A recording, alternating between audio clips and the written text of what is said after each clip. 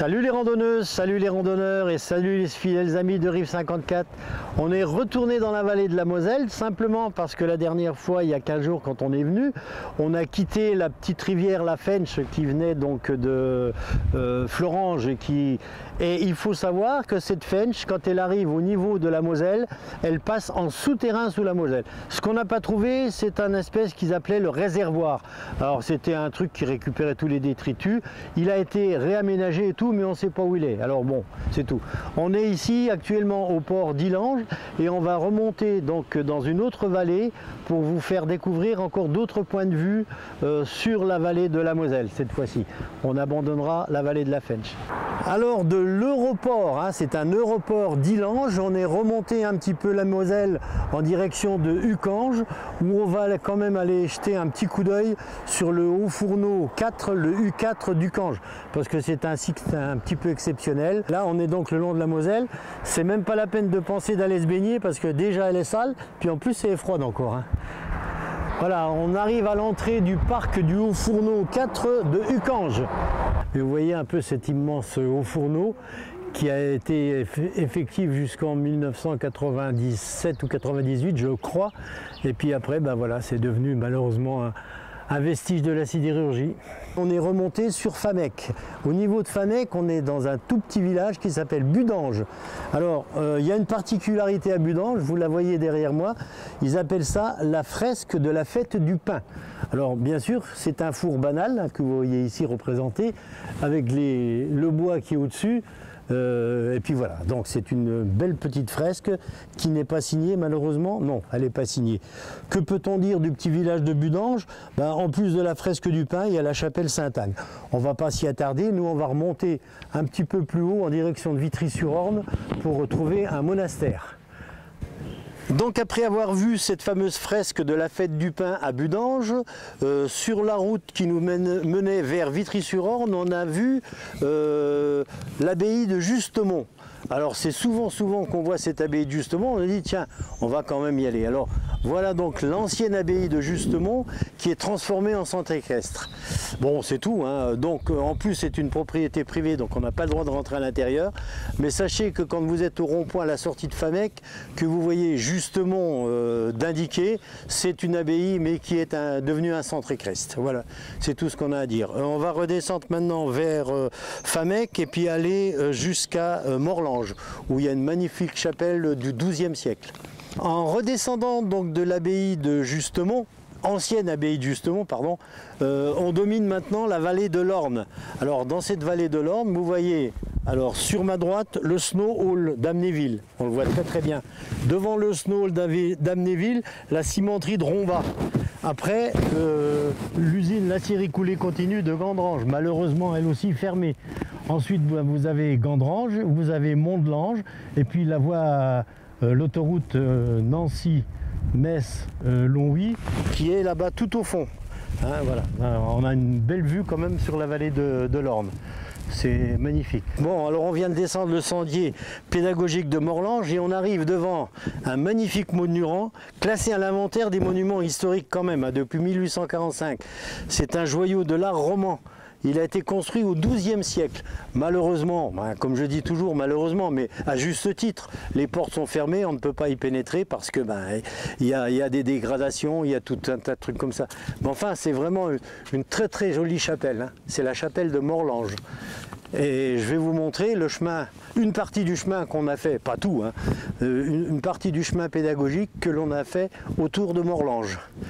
Voilà, parcours de sentier pédagogique de Morlange. Vous voyez, la chapelle est là, donc nous on arrive de là, et on a fait des petits bouts comme ça, on a coupé à travers, on est revenu. Alors après cette magnifique petite chapelle donc de Morlange du XIIe siècle, on va se diriger maintenant vers Ranguevaux, où là il y a aussi des points de vue.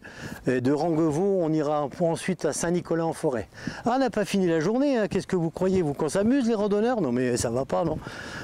Ranguevaux, donc un tout petit village le long après la fameuse chapelle de Morlange que l'on a rencontrée. Et puis c'est donc cette église, c'est l'église Saint-Barthélemy. Alors ce qu'on va faire maintenant, Romain, on va traverser le village de Ranguevaux, on aura un point de vue panoramique sur Ranguevaux et on se dirigera vers Saint-Nicolas-en-Forêt. Hein, c'est quand même, bon, c'est tout, c'est des petits villages mosellans, mais qui sont magnifiques, un peu encaissés dans une vallée. Derrière vous, il y a une butte absolument énorme. C'est un petit peu encaissé, mais c'est des beaux petits villages. Et il y a même un musée, regarde Romain, il y a même le musée du village. C'est formidable quand même. Hein. Voilà, dernier point de vue avant d'aller sur la mine de Neuchef, c'est à Saint-Nicolas-en-Forêt. Alors on est tout au-dessus d'Ayange, Ayange qui est sur notre droite. En dessous c'est le village de Morlange où on est passé tout à l'heure en direction de Ranquevaux. Et puis devant vous, eh ben, c'est toute la vallée de la Moselle. Tout au fond de la vallée de la Moselle, bien sûr, vous allez suivre la Moselle, vous allez sur Metz, derrière la colline, tout à fait. Le bois là-bas, l'autoroute, elle passe le long du bois là-bas. Enfin, c'est toute la zone qui est dans la région de Hayange. C'est quand même des beaux points de vue hein, par ici, hein. Tu trouves pas? Moi je trouve que c'est pas mal. Voilà, on est donc redescendu de Saint-Nicolas, on a traversé la ville de Neuchef et on est maintenant à l'entrée de la mine de fer de Neuchef qu'on va juste aller voir. C'est une mine également qui est ouverte mais pas avant le mois de mai, comme au Metz, pas loin de chez nous. Allez, on va vers la mine, Romain. Voilà, on est donc à l'entrée de la mine de Neuchef. Bon, je remonte des galeries, il fait froid dans les galeries, hein. Je peux te le dire, hein. C'est pas de la rigolade. Hein. Alors ici, bien sûr, c'est un énorme musée des mines de fer qui est vraiment attractif. L'entrée de la mine, vous l'avez juste en face de vous, là-bas au fond, où vous pouvez pénétrer avec des engins dans la mine de Neuchef, qui est juste au fond là-bas. Alors ici, par exemple, on va vous citer quelques engins. Un engin de foration, c'est ce qu'on appelait les jumbo, pour la foration des schémas de tir.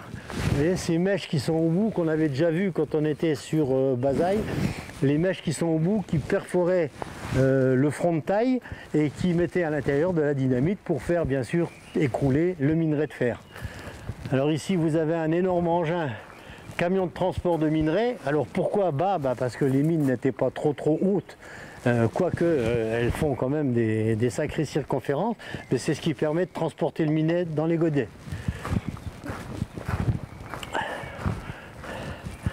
Alors ici c'est également un engin qui permettait, vous voyez, ce sont des dents comme dans les tunneliers, mais qui sont 100 fois plus gros. C'est comme un espèce de tunnelier qui perforait la roche. Hein, tout ça c'était des dents qui perforaient la roche pour faire le schéma de tir, pour faire exploser le minerai. Alors ici par exemple vous avez une chargeuse transporteuse. Alors bien sûr tous ces engins qui sont ici viennent de toutes les mines de fer qu'on a déjà fait il y a à peu près un mois. Celle-ci par exemple provient de la mine d'Ayange. Cet engin là, convoi de transport de minerai, il vient également de la mine d'Ayange. Celui-là par exemple c'est un engin qui est utilisé pour la préparation des schémas de tir au nitrate de fioul et qui vient de la mine de Moyeuvre. Voilà, bon, donc on a fait donc une petite visite. Alors ici c'est ouvert toute l'année, hein, différemment d'au Metz où c'est ouvert à partir du mois de mai. Alors voilà tous ces engins qui permettaient d'extraire le minerai dans nos galeries. Alors je vous dis, il y a à peu près un mois où on a fait quand même les villages des mines de fer, les minerais. Bah, tout ça est, disons, rassemblé et répertorié ici. C'est un très très beau musée à visiter, ça vaut le coup. Je pense que maintenant il commence à être tard, on va peut-être finir cette émission en espérant encore une fois on a fait tout notre possible pour vous faire participer à cette magnifique découverte. Et puis salut les randonneuses, salut les randonneurs, salut les fidèles amis de Rive 54, à la prochaine émission, au revoir.